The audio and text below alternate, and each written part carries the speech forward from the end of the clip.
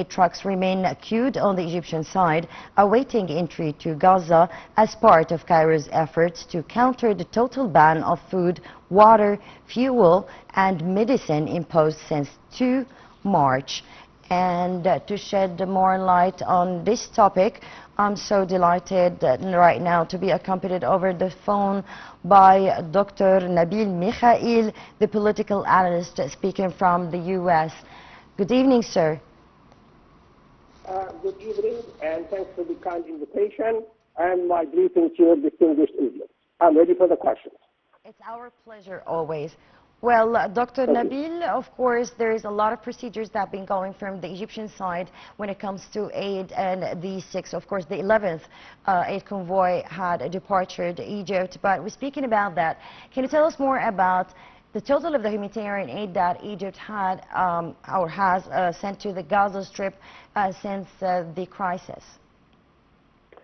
First of all, I'm very glad that you used the word it's a complex process, because what Egypt does is that it simplifies all these complex rules. There is the Israeli stubbornness, there is the logistics aspect of it, there is also the major delays that any convoy of food that is supposed to go to Gaza experiences. But again, Egypt does simplify all these rules because the government of Egypt and President Sisi personally have both one commitment to help the Palestinians, to stop the starvation of the Palestinians. So Egypt, for one, will ensure that a sizable amount of food and medical stuff, whether medicine or medical equipment, are delivered to the Palestinians in Gaza, besieged for close now to 2 years. And then there is a continuous process, and that the convoy is safe and it goes into the borders of Gaza. At the same time, Egypt is totally right, is absolutely right, not to open its borders because it does not compromise its sovereignty. So it's a complex process, but Egypt does its best to ease the burden on the Palestinians.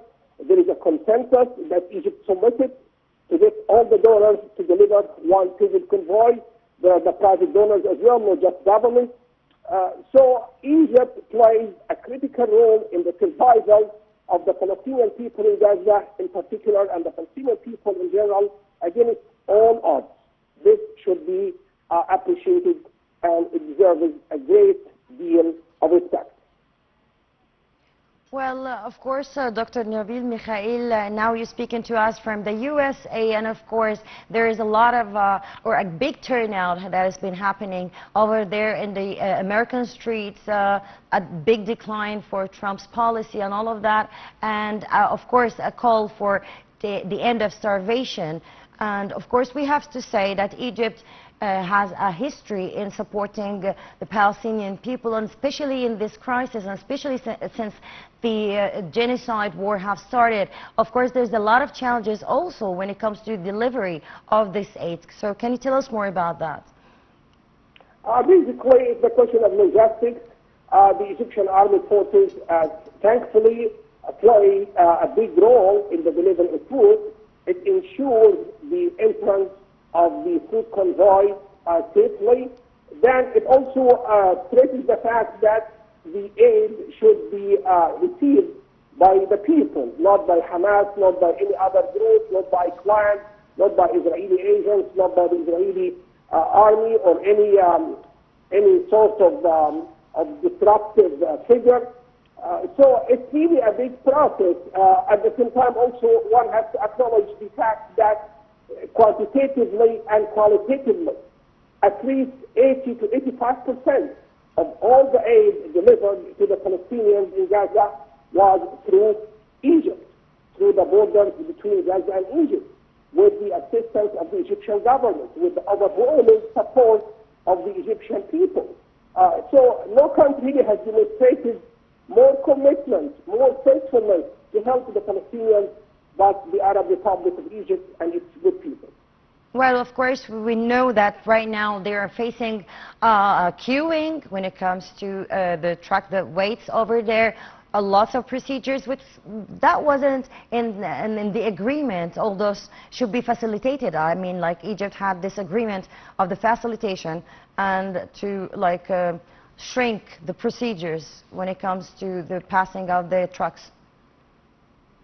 Yeah, that's true, and frankly, I think Egypt is also working hard to implement a ceasefire. There is a little bit of hope in that. I'm always optimistic. If I'm looking to the summit in Alaska between President Putin and President Donald Trump, if there's an agreement between Moscow and Washington on some sort of even a limited armistice or a ceasefire in Gaza, I think Netanyahu cannot challenge them.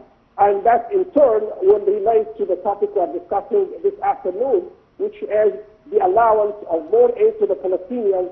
And if this happens, the aid will continue flowing to the Palestinians, to the Gaza-Egyptian borders, and it will be less risky since it will not be fired at or bombed by the Israeli air raid.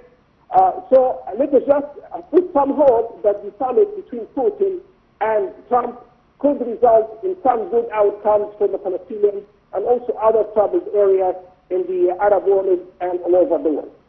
Well, Dr. Nabil, also that by sending the five trucks in 1 week, that's an achievement, let's say, when it comes to fuel. So I think right now there is a chance that will be a corridor also for such aid, or especially fuel, and lots of aids also for children and their needs when it comes to infant needs. Yeah, I agree with you. I mean, opening a new corridor or a new line will be beneficial because it will accelerate the delivery of food. But let me also put more emphasis on the fact that the Egyptian personnel, the Egyptian people, the Egyptian aid workers are totally dedicated to the survival of the Palestinians against all odds, against very, very dire circumstances. So you spoke about a record number of aid delivered to the Palestinians. I agree with you 100%. But also I have to put attention on the fact that a job that can be done in 2 hours is done by the Egyptians in half an hour, because just they are spare no efforts to work very, very hard to ensure that aid goes to the Palestinians. That's something very much appreciated. And of course, always Egypt calls for a two-state solution, and I totally decline for what's going on when it comes to starvation and those blockades that is going on over there. Of course, a lot of human crisis. Actually, this is let's say a great humanitarian distract. Let's say.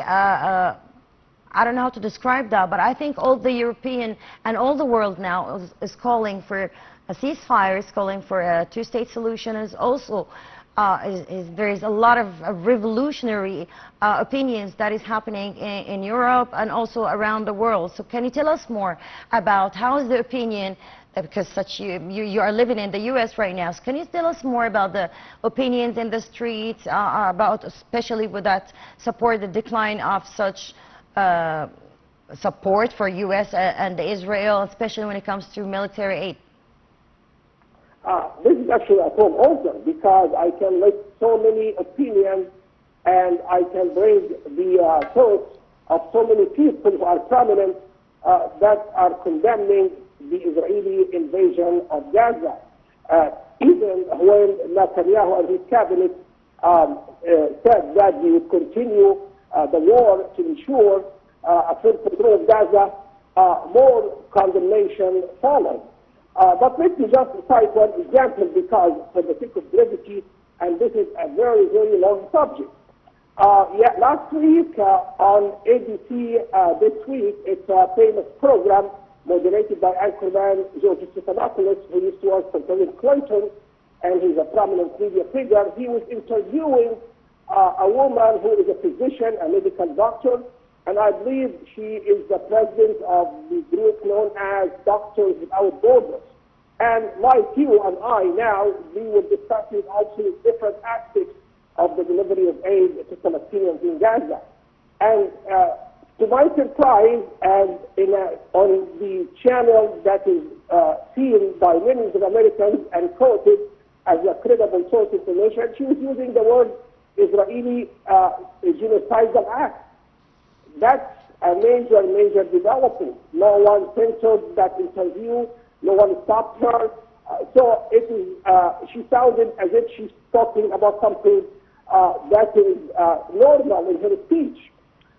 So if you have on an easy outlet someone describing Israeli actions as genocidal, for sure, that's a big, big condemnation of Israel and the government of Netanyahu. In addition, it is a serious acknowledgement of the tragedy the Palestinian people have been going through for a period that is close now and approaching 2 full years. So, Dr. Nabil, in your point of view, this kind of Egyptian pressure, the mediating thing, of course, the Gaza cause and all of that, this can also lead to a great pressure also from the European community and NGOs and all the humanitarian organizations around the world. So all those pressure, in your point of view, this can also be like a milestone when it comes to a solution soon? I hope so. I hope to be utilized first practically and pragmatically into a permanent ceasefire, because Netanyahu wants to continue the war. That means more death, more tragedies, more crises for the Palestinians, more destruction of their houses. So you have really to put pressure on Netanyahu to stop the fighting. I believe in realism. I believe that power has to come first. So if really Putin and Trump, both of these two leaders, reach an agreement on Ukraine first, you can extend that or relate that to other areas like Gaza, Syria, like Iran, and others. So just let us try to be smart and think practically and intelligently. Let us hope that the Alaska summit could produce something useful, and then end the war, and then let us promote what Egypt has been advocating for years, which is the establishment of a two-state solution whereby the Palestinians will have a full sovereignty over their territory without the encroachment of any power on the right to have their own political entity recognized as a state. Well, Dr. Nabil, of course, we wish all the best for our sisters and brothers over there in such a great case that needs all the international community and in the Middle East, of course, to be there. Dr. Nabil Mikhail, the political analyst, is speaking to us from the USA. I would like to thank you so much for your informative call. Well, ladies and gentlemen, a short break and we'll be back.